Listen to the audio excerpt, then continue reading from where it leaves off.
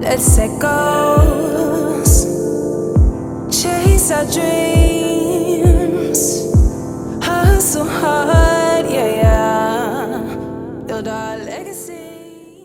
Welcome to the No Debt, No Problem podcast where we discuss debt, money, and triumph. I'm your host, Mary Wheeler. And before we get started today, if you have not done so already, I would ask that you go ahead and click that subscribe button, rate, and leave a review for this podcast. On today's episode, I am joined by Briana DeCuir. She is one of 3 physicians who are mission driven to help reduce student loan debt and help you volunteer for a cause. Their main goal is to help combat the stressors of carrying student loan debt by encouraging individuals to refocus, re energize, and reinvest in building stronger communities. They're the first fintech and only fintech solution to the student loan debt crisis. My hope is that you enjoy this episode just as much as I did. Briana DeCuir, welcome to the show. Hi, thanks for having me today. Appreciate it. Awesome. Thank you so much for joining. I think the topic of choice today, student loan debt, is a very popular one and one that many, and I'm quite sure most of us can relate to, whether that's directly or indirectly. But before we get into the details of that, I kind of wanted to start out with your personal student loan debt story, and if you can give us a little bit of background about that.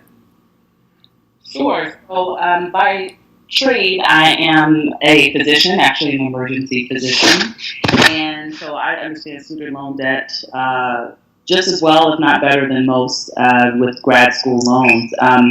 My student loan debt story started out with me going to the library with my mom. That's what we used to do back in the day, and trying to find as many scholarships as possible to help pay for college. My parents hadn't really saved anything. They helped pay for books and some of tuition, but a very small amount compared to how much my school was.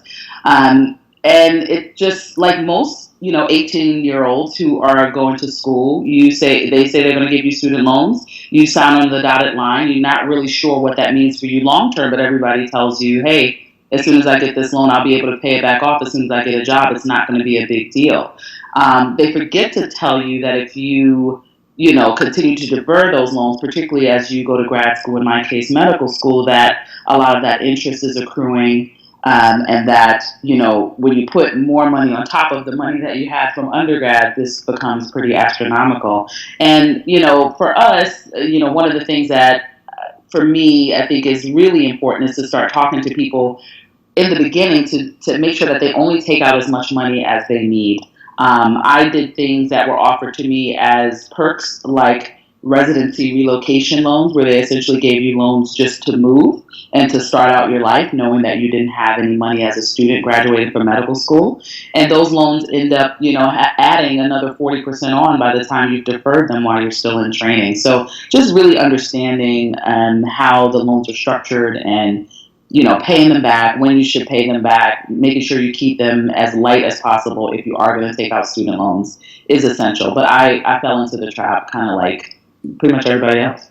Yeah, I think we pretty much can. I know I can attest to that, especially when you say taking out those loans and you're just signing, not really realizing what's all entailed with this loan.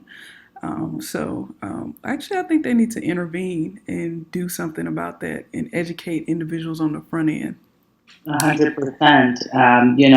Obviously, there's a lot of the political landscape about either doing away with previous loans or forgiving loans for certain populations, taking into account someone's income, set repayment schedules, and these sort of things. I think what they're not addressing is, A, does that person need to take out a loan for school, or can they finance their way through it, working, et cetera, which is sort of, we've gone away from that. They used to do that. But B, holding also the colleges and the universities accountable for the rising school costs that are not giving you sort of the ROI when you get out.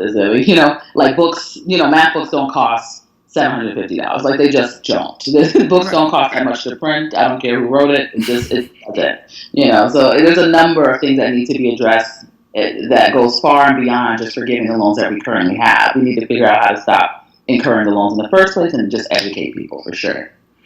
Now, I know that you're a doctor, and I'm sure you may have seen maybe different cases, but being that student loan debt is such a dread on many millennials in today's society. Like, what impact do you believe that has on overall mental health? Sure. So one of the interesting things, and this is where starting Shared Harvest Fund for myself and my two co-founders who are also physicians, where it came from, is really working at the ground level and seeing the physical, emotional, and just mental health effects of carrying student loan debt and other debt burdens are having on our young professionals, right? Average, sort of person who has a rise in sort of depressive disorders in your early 30s. This is the time of your life when you've probably, you've graduated, you're supposed to be well established in your career, you're a young professional, maybe you're married, you're having children, you're supposed to be living your life, right? You have now attained the American dream. You should be able to buy a house, afford a car, afford your bills, and not live in check to check like 75% of Americans, right? But what is happening now is people are retreating. People are having physical effects like missing work days because they're worrying about stress. They are having elevated blood pressure, heart disease. All of these things come from stress, not to mention rates of suicide, depression, anxiety that are going up. I mean, this is something that on a personal and professional level has affected me in my work and even in my home life, looking at, sort of depression and those sort of things. So I think it's not just an economic problem, and that's something that no one is really speaking to. We really have to look at what it's doing to people's sense of self-worth and how they view themselves as a functioning member of society. We have a lot of pressure put on us to really achieve greatness, and you feel almost like a failure when you just can't get ahead because you have a $700 payment a month for some student loans. Yeah, I think the mental health piece of that, it is missing. And, there's one thing I try to bring up, on the podcast here and there is the importance of taking care of your overall mental health. Because financial stress will, press you to the point where you are having physical effects, you're experiencing anxiety, maybe hair loss, different things like that. So it's definitely a serious conversation to have. Absolutely. So how did you and your two peers come up with the idea to create the Shared Harvest Fund? Sure. So as I mentioned, my co-founders are also physicians. We actually all went to medical school together and have been friends ever since. Friends now for over 15 years even. And just, again, working at the ground level and understanding in our own lives on a personal level that even as a physician, if I now know that it's still a struggle for me to make sure that I can, afford housing, afford childcare, and still paying off student loans and have to think about when would I be able to afford a house? If I, leave work for maternity leave, how long can I do that? Can I stay off of work for extended period of time to be at home with my child? Can I afford to have another child right now, particularly depending on what city you live? If that is a conscious thought and a struggle for someone who, most people say, oh, you're a doctor, you do okay. And again, not a sob story, but if that's something that I'm consciously always thinking about, I can't imagine what is going on for everyone, right? And so looking at that from a personal level and then taking that now professionally, where I just saw increasing rates of people coming in with anxiety attacks and depression, and you really get down to the nitty gritty of why they feel like they're there, they feel like they're dying, it's because they're having a panic attack. What is it about? It's about financial stress and working in areas where there are a lot of young people. You say, well, what's the deal? I don't have a job. I was supposed to have a job. I got all these student loans. Like, people just coming to you with the financial stress. And one of the things we can identify with student loans are one of those things that people take out to better themselves, and they were supposed to be rewarded for it, but we're just not seeing that. So that's why we chose to focus on student loans instead of other debt, their credit card debts and all those things. But student loans specifically, because it just feels wrong when you've taken out this particular type of loan, not to go shopping, not to go on the best vacay, but really to better yourselves in an economy and in a society that was supposed to help you. And the help is not there. So Shared Harvest Fund came about when we looked at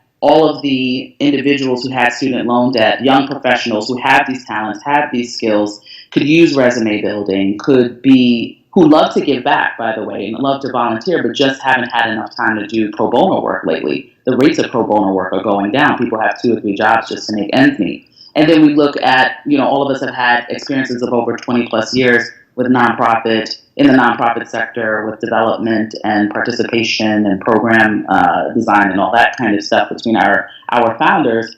All of these nonprofits are sitting there, and while they might get money, they don't have the human resource capacity is very limited, and they often can't afford to hire professionals to do jobs that would make a significant difference in their mission statements, whether that's building a website or helping, set up a marketing campaign or set up their online social media presence, things like that. And we have all these young professionals who would love to give back, who are sitting there depressed, and who would get that benefit from volunteerism and the mental health perks. They're sitting there, nonprofits need them. How do you bring them together? And how do you leverage something that can be a win-win for both parties? And that's where Shared Harvest Fund came up, where the idea for Shared Harvest came from. And that's essentially, why can't we use our professional skills to volunteer away our student loan debt? And it's simple.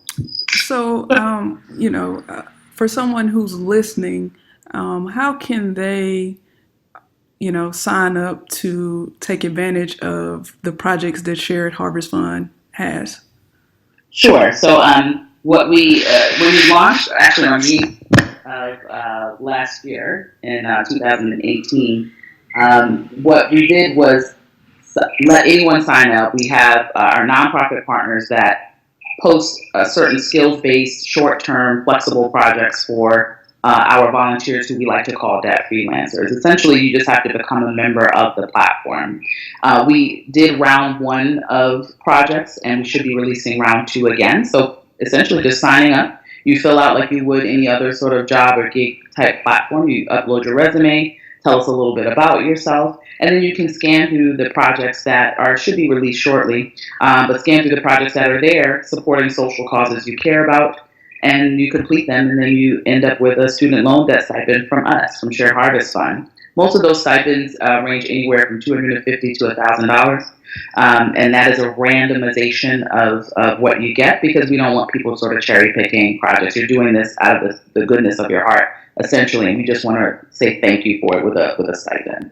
I think that's a great opportunity, especially, for someone who is working, but then you may have some free time, on the weekends or maybe in the evenings to, not only do something great, but, help reduce your student loan debt at the same time. So it's kind of like a win-win situation. Well, that's what we like to think. And as you mentioned, it's a volunteer opportunity. So it's set up completely around your schedule and your free time. Our nonprofit partners who sign up, they completely understand that. You guys go through, and whoever signs up for the project, there's an actual statement of work. Here's what I'm going to do for you. And everyone agrees on it. Here's when I'm available. This is about how long it should take. Everybody signs off and everybody's happy. And so far, we've had a lot of success. And we find that exactly what we wanted to sort of really encourage is that there's a continuation in engagement with our nonprofit partners from our volunteers. They can just continue working with them because they love the work. And people are good people, and people really do want to give back and have some impact. So that's awesome for us. That's amazing. So what are the requirements for a nonprofit that needs the work of a debt freelancer?